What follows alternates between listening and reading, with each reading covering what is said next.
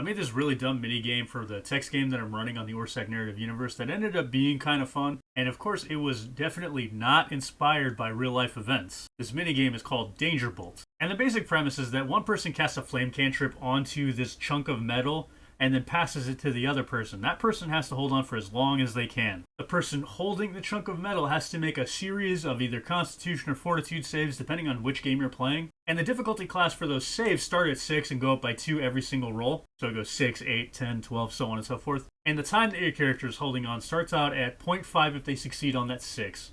Then it doubles to 1 second if they succeed on that 8. Then it doubles to 2 seconds if they succeed on that 10, and so on and so forth. Now, if you have to figure out who held on the longest, such as through a tie, you're going to have to extrapolate and compare the die rolled to the difficulty class and the amount of time between the last successful roll and the current attempted roll. So a 9 out of 10 is 90% of the difference between 1 second and 2 seconds. It ended up being a fun few minutes while the lizard folk character is holding on to this chunk of metal, and he managed to make it to like 62 and a half seconds. What do you think? Let me know in the comments. And if you want more shenanigans like this, make sure you follow.